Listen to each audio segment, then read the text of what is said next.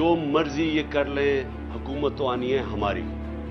मैं इंशाअल्लाह अपने अल्लाह के सामने ये कहता हूं कि इस बारी पहले तो आपने कानून तोड़ के बच गए, पहले तो आपने गैर कानूनी चीजें की और हमारे फंडामेंटल राइट्स की ज्यादती करके, जुल्म करके बच गए। इस बारी आप नहीं बचेंगे, ये मेरा आपसे वादा है। मैं जिंदा रहा, मैं इंशाअल्लाह इंश्योर करूंगा कि इस मुल्क में जो जालिम है, जो बेकसूर लोगों पे, जो जमहूरियत के ऊपर अटैक करता है, इंशाअल्लाह आपको हम कानून के कटारे में खड़ा करेंगे।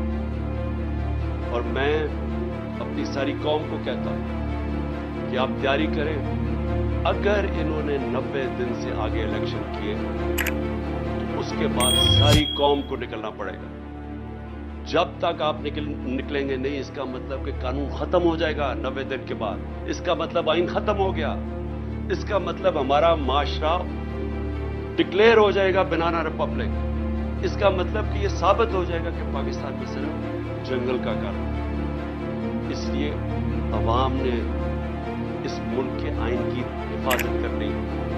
और जिस तरह का अटैक किया जा रहा है पाकिस्तान के जजेस के ऊपर, जिस जज से इनको लगता है कि जी हमारे खिलाफ फैसला दे देगा, उसके पीछे पड़ जाते